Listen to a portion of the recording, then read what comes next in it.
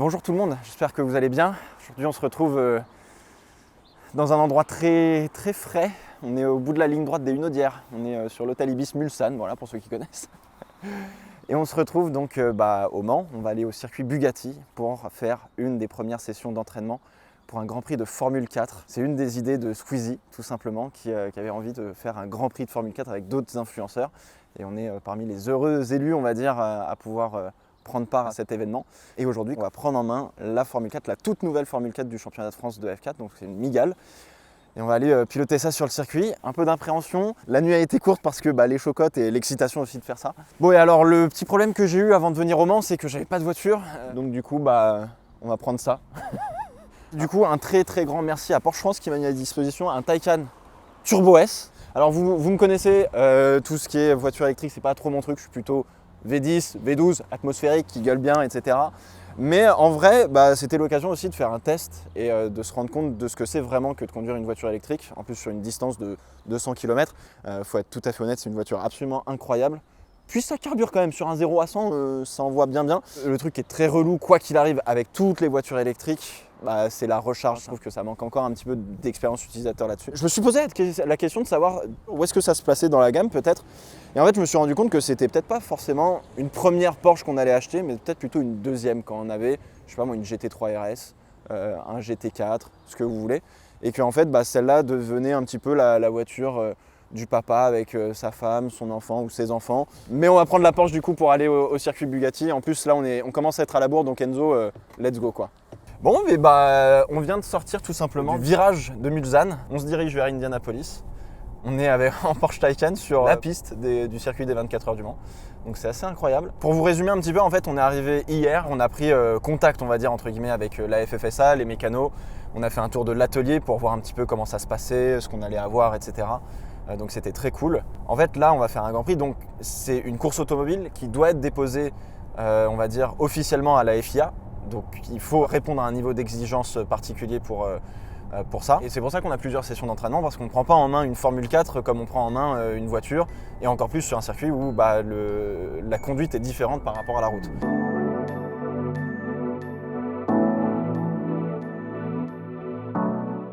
Arrivé donc le jour 1 au Mans, dans les locaux de la FFSA Academy, on est accueilli par des responsables de la FFSA et de l'ACO, ainsi que les équipes de Bump qui organisent ce projet.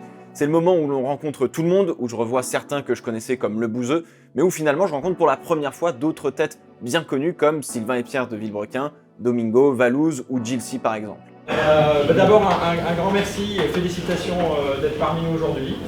Ce qui vous attend sur les semaines et les mois à venir, je pense que vous allez vous en souvenir. Forcément, on nous a présenté le projet, son déroulé global avec les entraînements que l'on va faire, qu'il soit sur le pilotage de la monoplace ou le sport pour être en forme physiquement et mentalement, parce que là, pour moi en tout cas, il y a du boulot. Encore une fois, au nom de toute l'équipe, de la FFSA et de la CO, bienvenue et bonne journée. Je vous ferai une vidéo de présentation de la voiture où on va vraiment rentrer dans le détail. La F4 est totalement en fibre de carbone et on a vu comment on faisait du carbone, donc j'en profiterai pour vous détailler une partie du process dans une prochaine vidéo. Spoiler alerte, on roule littéralement dans du tissu.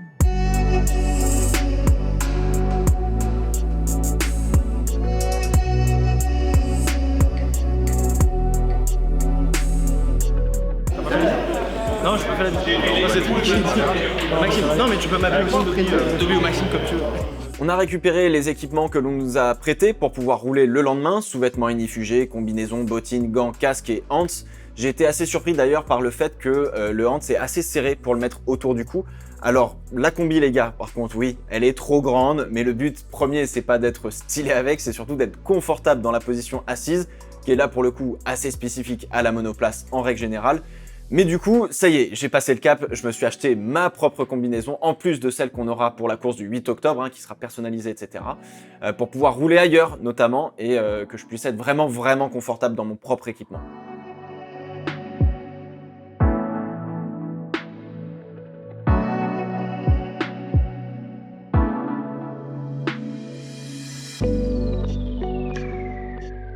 Là, ça rigole vraiment plus du tout par contre. Ensuite, on est passé au réglage de la position dans la voiture. Alors, on n'a pas moulé de baquet parce que ça prend du temps, ça coûte cher. Et pour ce que l'on fait, a priori, je dirais qu'on n'en a pas besoin. Là, il s'agissait vraiment de se caler bien comme il fallait dans la voiture et d'avoir la bonne position. Ça, rien que ça, faut être souple. Alors en fait, la bonne position, c'est d'avoir juste vu sur le dessus du pneu à peu près. Et en fait, on s'est rendu compte vers la fin de mon réglage que j'étais beaucoup trop haut parce que je voyais carrément la jante à l'intérieur d'où j'étais. Et donc du coup, ça posait problème pour la sécurité et en fait, ma tête était trop haute. Il a fallu donc refaire le réglage, notamment sur la distance des pédales. Il faut que lorsque l'on freine, on puisse mettre vraiment toute la puissance de notre jambe sur le frein. Donc il faut qu'on puisse avoir le pied correctement placé pour utiliser à la fois notre cuisse et notre mollet pour être efficace. Et ensuite, on a juste le harnais de sécurité 6 points, 2 ceintures par le dessus, par le haut, qui vont venir sur le hanche, 2 ceintures sur les côtés et 2 ceintures par l'entrejambe, qu'on appelle tout simplement les couillères. Alors instant classe, oui, il faut bien se les placer avant d'attacher les ceintures parce que quand on serre, ça peut vite faire mal.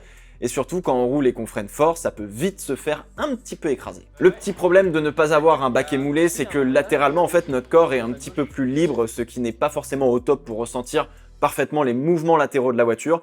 Mais honnêtement, en étant bien serré, c'est déjà très très bien. Putain, je suis pas gracieux, C'est parti. Mais à un moment donné, on va quand même essayer de rentrer des temps. Tu ne veux pas? Il va falloir. Je pense que j'ai pas le choix par ma réputation visiblement, donc tout le monde attend que je me gamelle. De toute façon, demain, je vais caler en prenant la voiture, je vais faire des têtes à queue, donc je m'attends à ça, mais on va essayer d'aller peut-être chercher le top. On va essayer. Il y a de la concurrence.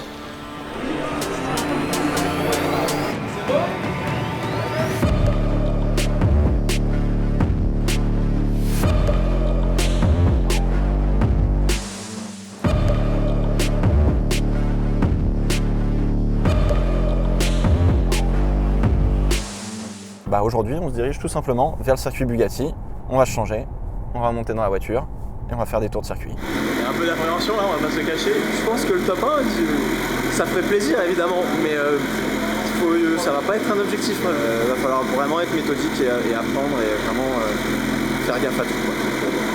Bon, du coup, la F4, c'est pas la voiture de monsieur tout le monde et l'embrayage qu'on a au pied, pour le coup, est assez extrêmement dur, soyons honnêtes. À l'arrêt, en fait, on entend même quand l'embrayage se serre et du coup, où se trouve le point de mordant. À l'arrêt, j'ai plusieurs fois testé l'embrayage pour voir comment je pouvais relâcher doucement sans que la pédale me remonte directement dans la tête. Personne ne faisait les malins, clairement, on savait tous qu'on allait caler en partant et que ça allait être vraiment la galère.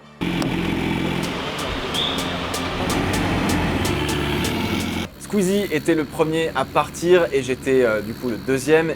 Il a pas calé, ce qui du coup a mis une énorme pression à tout le monde en mode bon voilà MDR, vous n'avez plus qu'à faire comme moi. Et encore plus à moi qui se trimballe avec une cible dans le dos et l'étiquette du gars qui sait tout mieux que tout le monde. Alors que pas du tout, donc j'avais absolument aucun choix, fallait pas caler.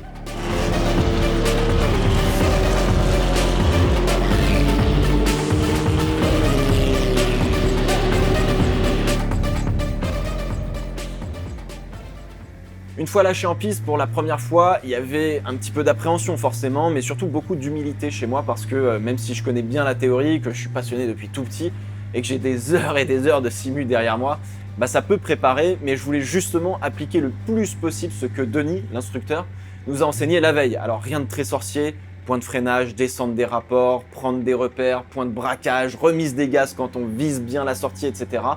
Bref, oui, je connais la chose par cœur, mais l'appliquer correctement dans la réalité, c'est totalement différent. En fait, je voulais absolument y aller très crescendo, monter vraiment tranquillement en vitesse pour justement obliger mon cerveau à ne pas se servir des mauvaises habitudes que j'aurais pu acquérir finalement en faisant du simulateur. Je voulais vraiment en fait décomposer mes mouvements, mes virages, etc. Vraiment, j'étais très précautionneux au début, le temps de prendre la mesure de la piste, qui n'était pas totalement sèche aussi, et aussi de la voiture. Arriver doucement mais sûrement vers les limites, mais plutôt en fin de journée finalement. Le but c'était vraiment de progresser sur l'entièreté de la journée. Je faisais aussi très attention quand je dépassais, plutôt en réaccélérant en sortie de virage. En fait, le but c'était surtout de ne pas créer une panique ou de surprendre un autre pilote qui a déjà suffisamment à gérer, on va dire, avec la voiture, les trajectoires, d'être impressionné par beaucoup de choses. Donc au début, j'y allais vraiment doucement, je voulais pas créer un accident.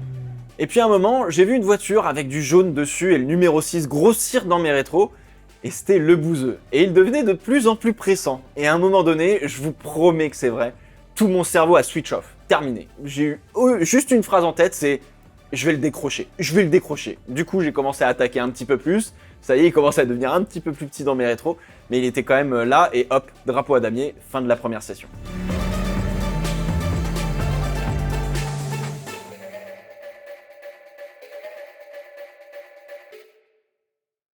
C'est incroyable, c'est une dinguerie. J'ai failli caler, j'ai mis un bon gros coup de burn dans les pneus arrière.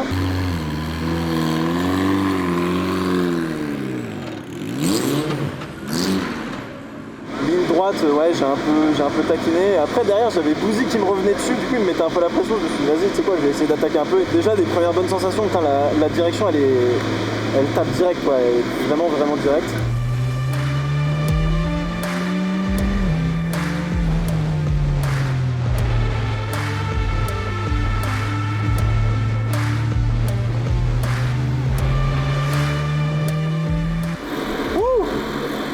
Ça commence un petit peu à tatillonner là, ça glisse toujours un petit peu, je peux repousser encore plus mon point de freinage.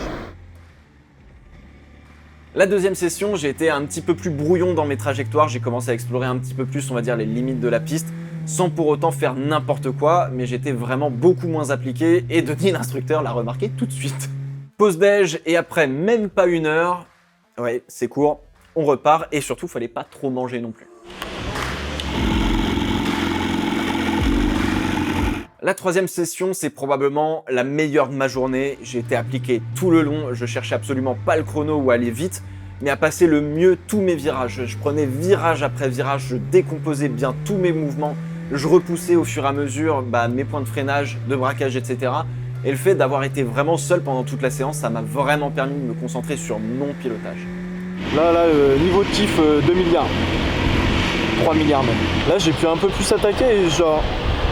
J'ai un petit peu plus de facilité et j'applique bien ce que Denis l'instructeur nous dit. J'ai l'impression de faire des trages super propres, d'être bien, de réaccélérer là où il faut. J'arrive à freiner un petit peu plus fort et un peu plus tard aussi. Je sens un peu mieux la limite de grip. Voilà, c'est faire plus de tours comme a dit Roger. Là on en a fait un max. Ouais, j'ai vu déjà, j'étais au chemin en bœuf, ça commence à être pas mal. Puis le rayon de l'endroit du braquage c'est bien, enfin tout commence à être déjà dans un bon rythme. Ouais, c'est ça. Et même au Dunlop. Au Dunlop, ouais aussi c'est pareil, c'est bien. Genre, ça y est, genre je commence à trouver un peu plus le point de freinage. Et tu vois, j'ai noté en début de série, il fallait que tu sois plus dégressif après le frein, parce que tu freinais tellement que finalement tu l'arrêtais trop à la fin. Soit tu essaies de freiner un petit peu plus tard et garder du frein, mais là va commencer à bouger de l'arrière. Soit si tu sens que tu vas manquer de vitesse, à ce moment-là tu es un peu plus dégressif sur le frein, mais au moins tu l'emmènes jusqu'au bon endroit en tout cas, là c'est beaucoup mieux. Ok, merci beaucoup. De rien, je t'en prie. Il est content, ce qui compte. S'il est content, moi je suis content. Putain, j'ai un gros cul. C'est comme tu veux. La vraie frayeur, c'est la première grande courbe. Au final, je sais pas si je peux la prendre à fond ou pas encore. Donc du coup, je lâche un petit peu avant, histoire de basculer un petit peu sur l'avant et je garde un petit peu quand même d'axel. Sinon, il est à l'arrière, sinon c'est parti. Donc à un moment donné, quand on a passé sur une 4, moi j'ai découvert le moment 4 qu'on a c'est à l'arrière. Et après, je vous ai suivi.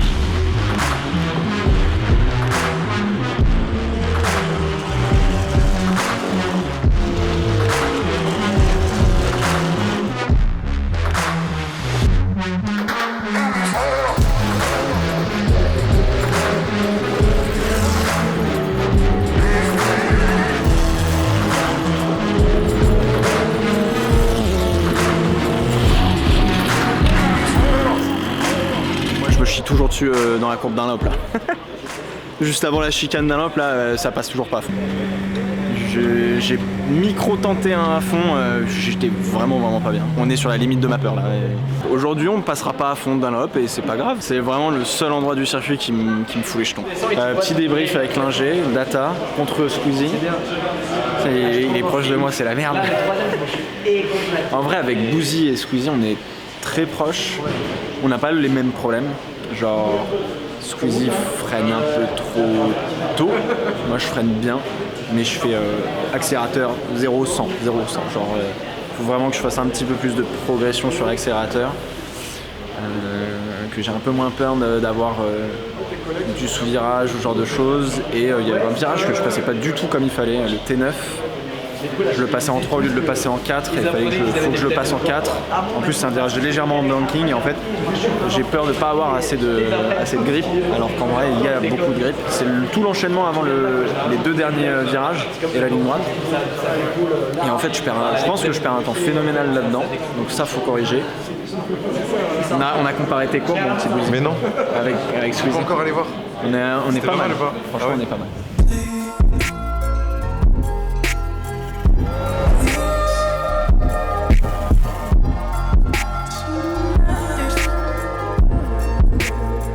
Putain de merde, c'est sous la pluie. La piste est même pas trempée, elle est grasse. C'est pire. Au karting, j'ai déjà fait des pistes grasses. Mais le karting, c'est pas la monoplace. Je te cache pas que ça sera plus compliqué là de passer à fond dans le virage. C'était pas au programme de cette Mais session. par contre, ça reste vrai d'essayer de Ouais, d'être plus sentir progressif. le Encore grip plus pour le coup. latéral et Ouais. toi d'être du coup encore plus progressif sur les gaz. Je vais y aller tranquille. Enfin, je dis je vais y aller tranquille, mais dès que le moteur s'allume, je sais pas, ceux qui sont passionnés deviennent cons. Si tu veux, tartine. Il va falloir faire preuve d'humilité, encore une fois. Y aller tranquille.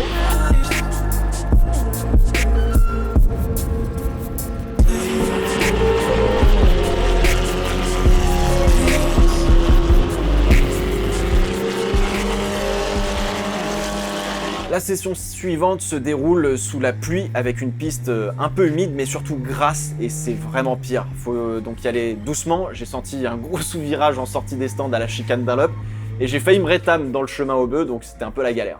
En fait, l'eau et la pluie qu'on se prend dans la tronche n'étaient pas énormes mais c'est pas spécialement dérangeant la pluie mais c'est surtout le froid en fait. Il faisait 5 degrés et j'avais les doigts absolument gelés. C'était quasiment impossible de faire chauffer les pneus donc du coup on n'avait absolument aucune adhérence. On se caille le cul. Bah tu peux pas la pluie là. Ah gros, j'ai réussi à pas me sortir gros. Toi je t'ai croisé combien de fois dans le mec, c'est horrible. Ah gros, mais en fait, j'avais envie d'appliquer les conseils qu'il nous a dit, tu sais. Mais en fait, faut y aller vraiment très au fur et à mesure gros. Putain gros, je me chiais dessus à chaque freinage. Pareil. Du coup, sous la pluie, c'était comment? L'horreur. Les pneus sont gelés et même en essayant genre de rouler de plus en plus crescendo et tout, les pneus sont toujours froids. Il n'y a aucune adhérence. Je me suis fait une grosse frayeur à la chicane rapide là. J'ai eu l'arrière qui est parti, bam, gros pied sur le frein. Je pense que j'ai dû faire un petit plat sur le pneu parce que je voyais le pneu qui était plus totalement bien rond, tu vois. Celle-là, c'est vraiment dur. Et en fait, c'est surtout le froid. Genre, c'est pas tant l'eau, mais genre le froid. J'ai les mains gelées là. Bien, j'ai les mêmes mains que toi, gros. Tu vois? Ah, l'horreur, putain. C'est vraiment super difficile à conduire, difficile à comprendre et à trouver la limite du grip. Je pense qu'il faut faire un peu de power braking, peut-être d'accélérer et freiner un petit peu en même temps, histoire de faire chauffer le frein et de faire chauffer la jante et essayer de monter le pneu en tempé. Mais t'as pas du tout confiance dans la stabilité de la voiture parce qu'un coup ça s'ouvre, un coup tu mets un coup de gaz, hop, bam, ça part de l'arrière. Donc faut y aller vraiment super progressivement. C'est bien, ça m'a fait travailler sur le progressif de mon accélérateur, donc c'est pas mal.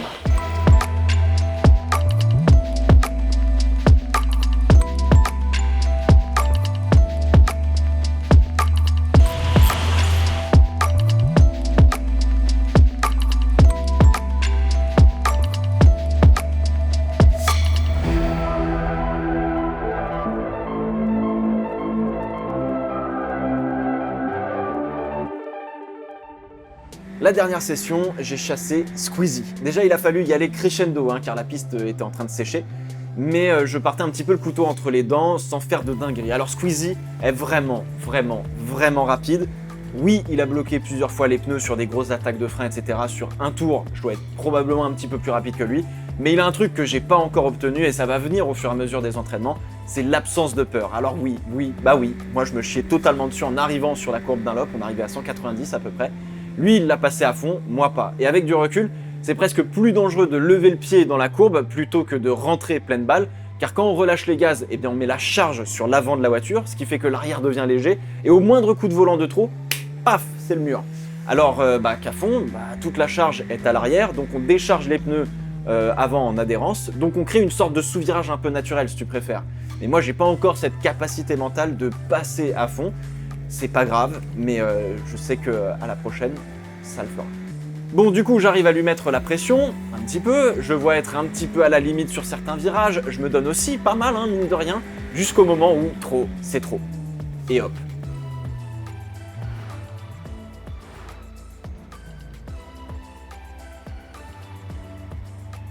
Alors c'est con, hein, mais quand Squeezie est sorti au deuxième tour de la première session du matin et a planté gentiment l'avant de sa voiture dans le bac à gravier, je l'ai vu me faire ça. Et en fait, du coup, on s'est dit que si on se voyait l'un et l'autre dans le bac à gravier, pour se faire coucou, on se ferait ce geste qui, quelque part, dédramatise la faute et l'erreur. Et honnêtement, ça permet aussi de se dire que bah, ça fait partie du jeu et qu'on y prend quand même du plaisir et que bon, bah voilà, tout va bien. Alors, vous ne le verrez pas, mais à ce moment, j'ai Bouzy qui revient aussi derrière moi et quelques mètres plus loin, je me fais à mon tour une petite frayeur. Alors si moi je récupère la voiture, Bouzy se fait embarquer par son train arrière qui passe devant, donc tête à queue, je le constate dans mes rétros. Après cela, quelques tours, et on rentre à la maison, drapeau à Dami. 5 sessions.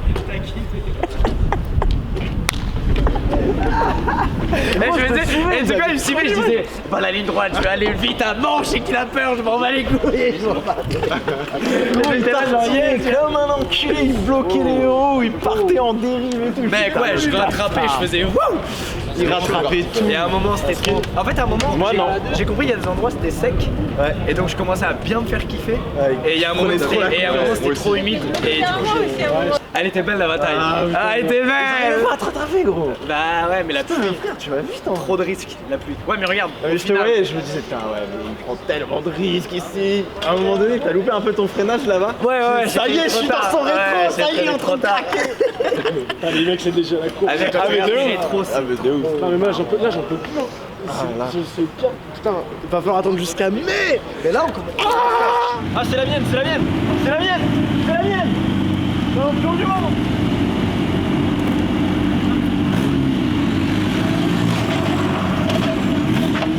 Les F4 sont en train de rentrer au garage, fin de journée. Le coup commence à tirer bien comme il faut, donc demain ce sera torticolis à coup sûr. Les muscles commencent aussi un petit peu à tirer, surtout le haut du corps, pas tant les jambes au final. La journée a été absolument incroyable. On a d'abord pris un petit peu la mesure de la piste, de la voiture, etc. On a progressé au fur et à mesure, on a corrigé plein de choses sur le pilotage, les trajectoires, etc. C'est assez incroyable. Et puis on a eu la pluie, je me suis fait une belle frayeur quand même, mais on n'a pas planté la voiture. J'ai pas fait de tête à queue, j'ai fait un semi tête à queue que j'ai rattrapé. Il y a encore du boulot, mais franchement c'était juste incroyable comme journée et j'ai hâte d'être à la prochaine. Alors la prochaine journée ce sera que du sport du coup. Donc là ce sera le moment de voir si le corps est bien ou si va falloir faire quelque chose. Dans tous les cas je pense qu'il va falloir faire quelque chose, mais non ouais c'était vraiment trop cool, les sensations de vitesse, la direction de la voiture en elle-même, c'était vraiment incroyable. Donc hâte que ça recommence. Encore une fois merci à Porsche France parce que du coup c'est Enzo qui va prendre le volant. Non je déconne, c'est moi qui vais prendre le volant, faut pas déconner. On va rentrer tranquillement en Taycan, pépère, on va y aller pépouze. Là on a bien roulé toute la journée donc 130 régulateurs et on se fait pas suer, voilà.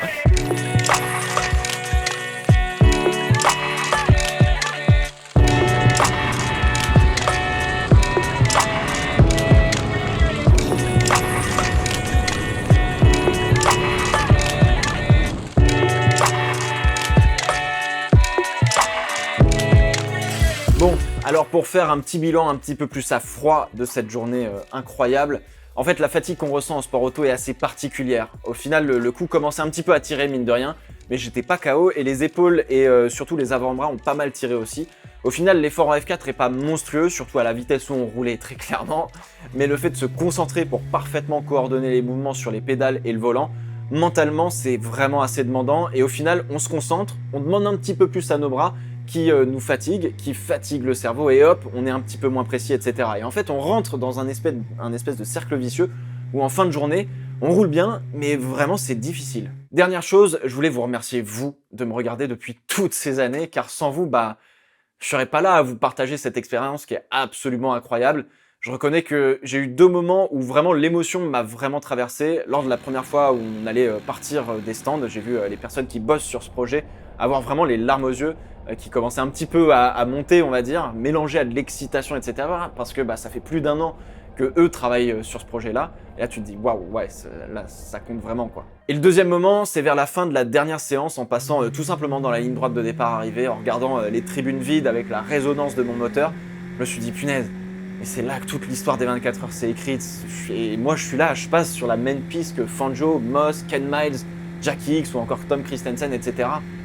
Waouh! Et c'est lors de ces 2 moments que j'ai vraiment mesuré la chance que j'avais, que j'ai vraiment pu apprécier en prenant un chouïa de recul sur ce qui se passait avant de plonger vraiment dans la courbe d'un lot et de me focaliser vraiment à 100% sur le pilotage. Sinon, alors là, si tu regardes les petits oiseaux, poum, c'est le mur. Va y avoir plein d'autres vidéos sur le Grand Prix Explore. Si cela vous dit, on peut faire une FAQ en live sur Twitch pour qu'on en parle si vous avez des questions, etc.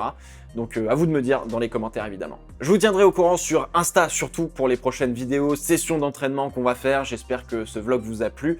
Et sinon, écoutez, on se retrouve très vite pour de prochaines vidéos. En attendant, portez-vous bien. Ciao, ciao.